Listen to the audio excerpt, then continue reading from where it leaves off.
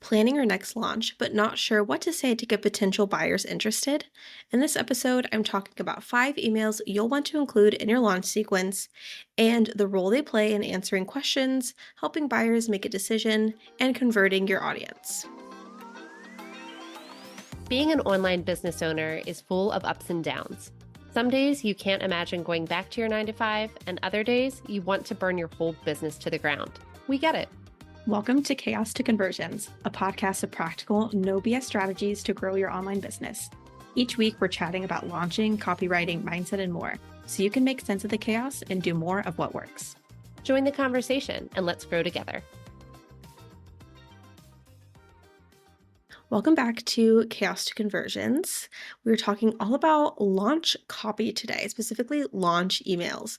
And I want to start by saying, if you've listened to this podcast before, you know I probably don't normally sound like this. At least I hope I don't. I had COVID last week, which, by the way, don't recommend. I've only had COVID one other time, but it was very mild. And last week, it absolutely wiped me out. So, don't recommend that, but that is why I sound really nasally and congested. So bear with me through today's episode, but I wanted to record this and make sure it went out on time. So let's go ahead and talk about, like I said, crafting a launch sequence. And I'm going to back it up before I even tell you about the 5 different types of emails I would recommend including or thinking about including. Of course, you can always include more than 5, but those are the 5 that I definitely recommend you have, or like I said, consider having. I want to talk about what you do before you even launch, before you even sit down to write the emails, because I think this is actually an area where a lot of people make a mistake. A lot of people forget to do this before work, and it affects the results of your launch. And I will be the first to raise my hand and say, I have forgotten to do this before work before, or I have rushed through this part and just jumped straight into the launch, and I don't see the kind of results that I want to. So let's try to not let that happen. Okay, so before your launch, launching starts way before your cart opens, right? So we typically have a warm-up phase, and I think Melanie and I have talked about this before. I don't know if we've gone into a specific episode about warming up your audience, but the warm-up phase is really important, and this can last a varying amount of time depending on how big your launch is, the price point, how new it is, how aware your audience is of it, things like that. But typically when we think about the warm-up phase, we're thinking about 4 to 6 weeks, kind of a minimum. And also in this phase, we're doing some market research. And the market research can technically come in a bit before your warm-up. Like you might do the market research like a week or 2 before you actually jump full into your warming up. But a lot of times it can be done kind of synonymously at the same time as well. You'll also likely be collecting some market research as you're warming up, because you'll probably be having conversations with people in your inbox and in the DMs and things like that. So during this phase, essentially what you're looking at is you are getting your audience prepped and primed for your launch. So one of the quote unquote worst things that we can do for our launch is just simply show up and say, hello, here's my thing, grab it. We do need to give people some lead in, especially nowadays in 2025, as launching has become a bit more challenging, as people are more, I'm trying to think of the right word, as people are more conscientious and they're more thoughtful about where they're spending their money. We do need to give them a lot more time to think about their decisions when it comes to spending their money, right? We don't want to just jump in and they only have 5 days. And for a lot of people, that's just not going to be enough time right now.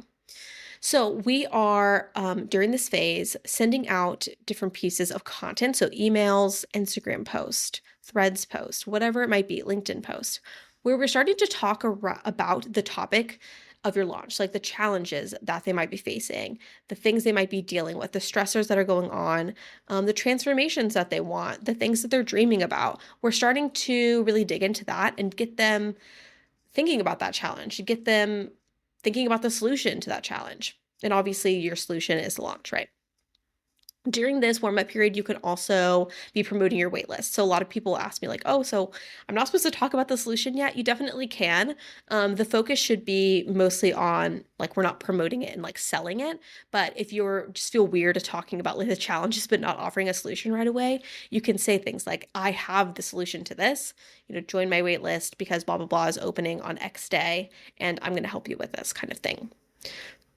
Another thing, like I said, during this time of warming up and this pre-open cart, this pre-launch, you're going to be doing some market research. So I would send out a survey to either just your audience in general. You can do it to past customers, things like that. You can look through DMs that you've gotten, and you really want to kind of dig into what they're saying the issues are. So we can make a lot of assumptions about what people are really dealing with, especially if this is the first time that we're launching something or even the second time that we're launching something.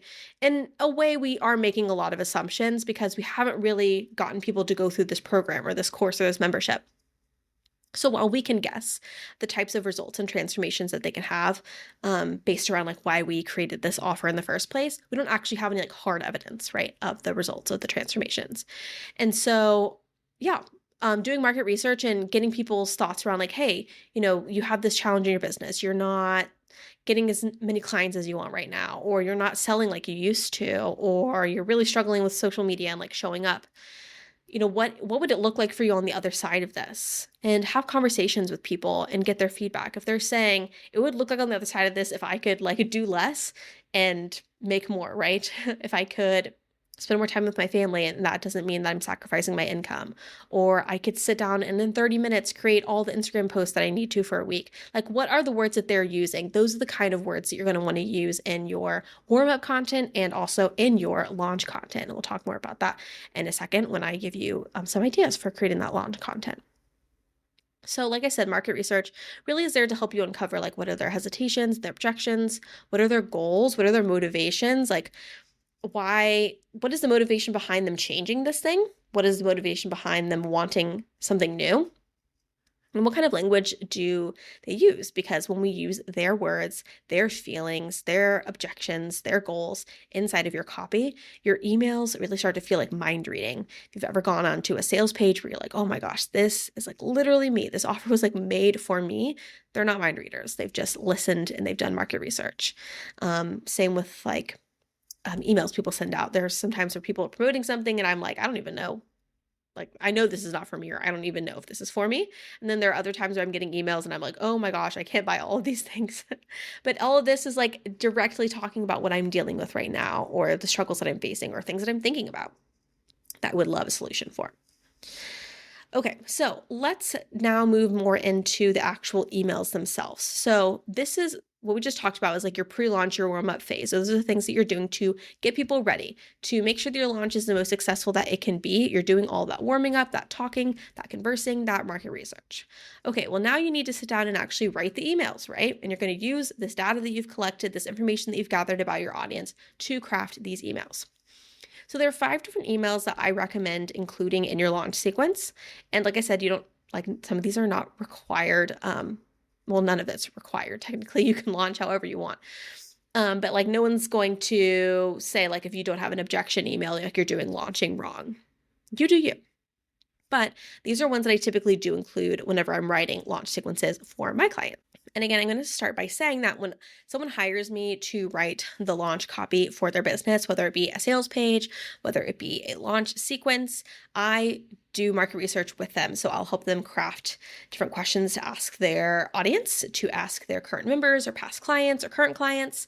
And then I actually go through all of that data for them and the information that they've gotten back. And I put it like a nice little market research outline for them so that they can use that information. But then I use that information when I'm writing their copy. So that's how I make sure that the copy I'm writing for my clients is not me like willy-nilly guessing at like what their audience needs. Their audience has told us through the market research surveys that we've collected.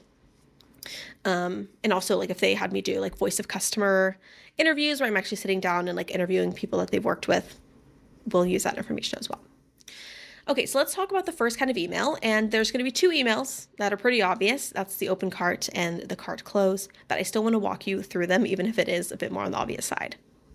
Okay, so that first email is your open cart emails. This is where you are announcing your offer. This is where you get to finally say the cart is open. And you want to be really clear inside of this email on what your offer is, who it's for, and what's inside, like what's included. A lot of times, the open cart email can also include some sort of fast action bonus. So, and I say a lot of times, isn't like a lot of people do choose to do this a lot of times. That's where that wording came from. So a fast action bonus can be something like if you buy within 24 hours, 48, 72, typically not more than 72 hours unless you just have like a really long open cart period for some reason, but I tend to put it in the 48-hour zone.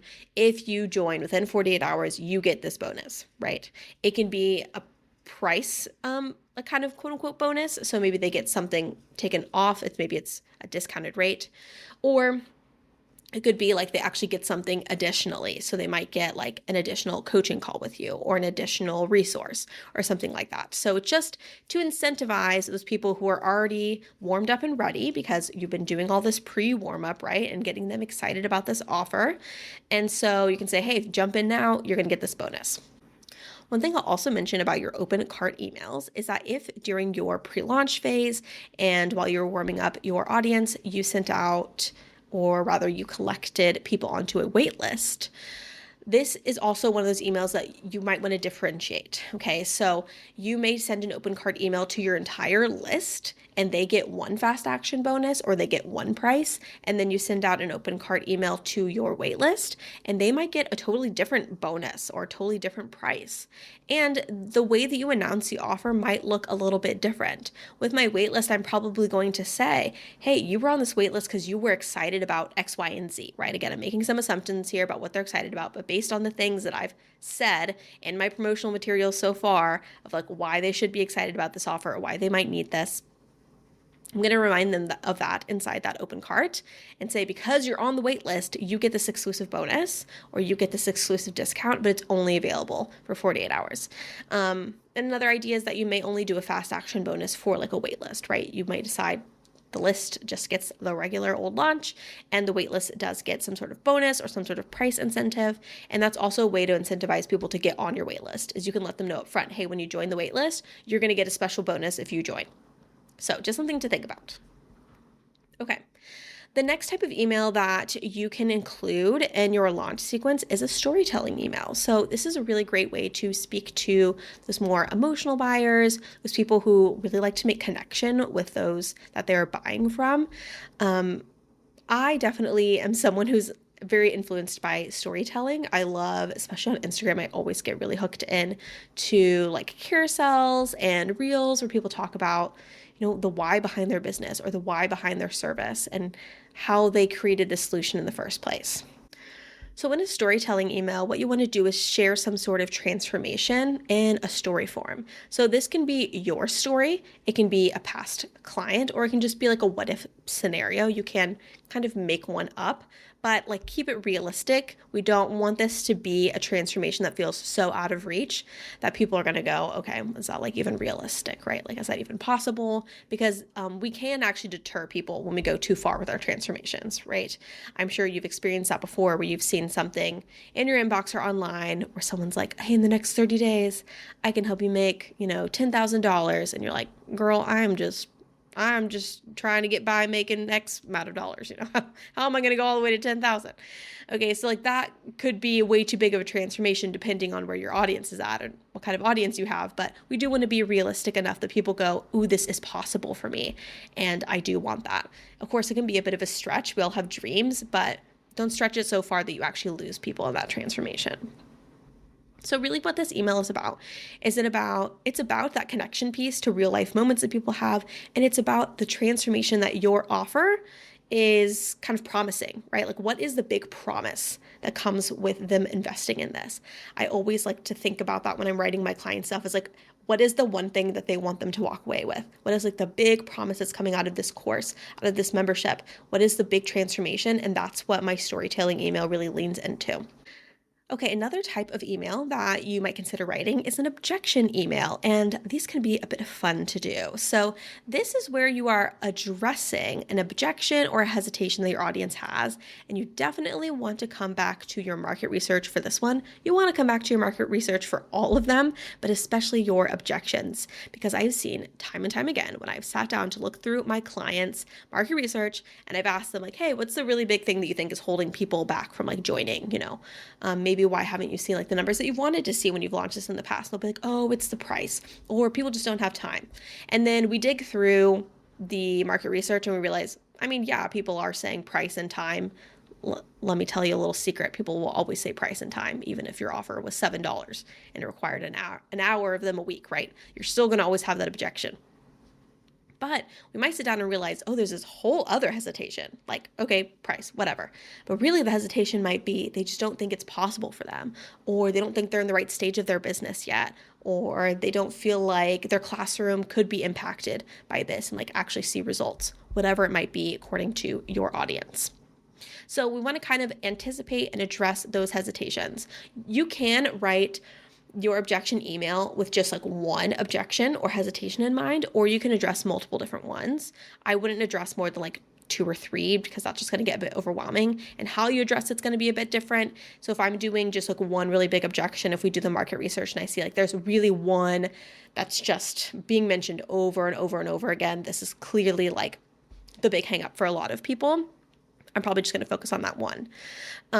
But if I'm noticing there's a little bit more like scattered objections and hesitations, then I kind of typically will do like more of a myth busting type email. So I might say like myth number 1, and here's their objection. Myth number 2, here's their objection. And I do like a little blurb for each one where I kind of reframe those fears. I maybe highlight the return on investment if that's a really big objection for them. I might call out a misconception related to their objection. But we want to be, again, like I've talked about this with some of the other ones, we want to be kind in how we do this and like realistic. This isn't about being like, well, you're wrong.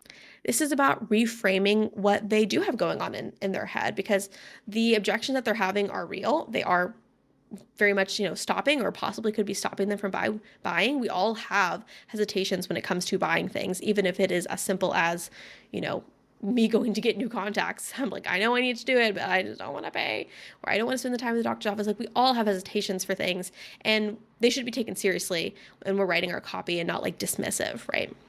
So we don't want to be like cruel. So an objection email is a great way for you to build trust and show that you really understand where your audience is, and basically show it back to them and say, hey, I know that you might be thinking, what if I just don't have time for this? What if I don't get the return that I want? And ultimately, it's your decision. You get to make this choice. The power stands with you. But I want to show you what I have seen with clients who have decided, okay, I am just going to put in the time. Even though my life feels so busy right now, I'm just going to go ahead and do it. And these are the results that we have seen. And this could be you too. Okay, the next email, the 4th one on the list, is results and social proof. So in this email, you're really digging into the different testimonials and success stories that you've gotten. You can share screenshots. So similar to the objection email, you can do like one big case study for this email, especially if this is like a group coaching program where you're working like really intimately with like one-on-one with clients. Or like it's a service and you're doing one-on-one work with clients. This is a great place to highlight like a really great story of someone whose business changed or life changed after you worked with them. If you have more of like a membership or a course where like a lot of different people are running through, then you can share different testimonials and different like mini success stories. So people really want to see evidence a lot of times that things work. This is that type of buyer who's like, show me the hard numbers, right? Show me the facts. I don't want you to just tell me what's possible. I want you to show me what has been done. So you want to use really clear examples here of what is possible. And this is not the time to make up, right, success stories, to share fake screenshots. Obviously, we are going to highlight the best of the best whenever we're showcasing our offers. But let's, again, try to be realistic with the kinds of things that we choose, because you may have had a client that you've worked with or someone that's gone through your course who has seen like outstanding, amazing results. And of course, you want to mention that. But also, it's not a bad thing to mention the people who've just had average results that like most people have experienced, especially if those average results were still great and a better position than where they were in before. That's not a bad thing. That feels a lot of times more reasonable, a lot of times feels more possible and achievable, and makes people feel like, okay, yeah, I can do that. I would be happy if I got to that marker, right? If I achieved that milestone. Sometimes we think people want to be like, 10x everything in their life, but sometimes people just want a little leg up, right? Okay, again, it's all going to be dependent on your offer and all those kinds of things. So you decide what you feel like is the best to showcase your work and your course or membership. All right, the last kind of email is your cart close email. So again, this one is a bit more on the obvious side. Obviously, you want to close the cart, but let's talk about this because I have a lot of people whenever I work with them and I talk about open cart and cart close, they're like, well, my offer doesn't close, right? It doesn't open or close. It's always open. But during a launch period, when we're talking open cart and close cart, that doesn't necessarily mean that like no one can sign up after this. What it means is the urgency piece is gone. So the bonus, the price, whatever it is that you're using right now to incentivize people to join during this period is going away after this launch is done. So we do need to have a cart close email where we say, this is your last chance. Either your last chance to join because you cannot join after this point, or it's your last chance to grab this incentive. It's your last chance to join at this price, whatever it might be. So use urgency, but keep it kind. Again, this is not about being like, if you don't join, you're never going to see these kind of results, right? It's not the time to be putting people down and making them feel bad because we all have to make decisions about where we want to spend our money, but instead just be encouraging. You can send more than one cart close email if you want. It's very common that people will send like one in the morning, one maybe like afternoon, early evening, and then one like a few hours before a cart closes. It's really up to you. My big thing with cart close, and this is my pet peeve, and some people will not agree with me on this, but I have a big pet peeve about this. I do not like it when people say, this is my cart close. And then the next day they go, there was such an overwhelming amount of people who came to me and said that they didn't get a chance to join. So this is your last day. I personally feel like that's such like a cheap move because I feel like you said it was going to close. So just say it's going to close, right? It's like bluffing. Don't bluff. Just say it's going to close when it does. If someone does come to you after your cart closes and they say, oh my gosh, I really wanted to join and like now I don't have a chance because the cart closed, that's up to your discretion if you want to let them in behind the scenes. I've done that for people. I don't think there's anything wrong with doing that, but it doesn't need to be this big public hoopla where you let everyone know like, just kidding, actually it's open for one more day.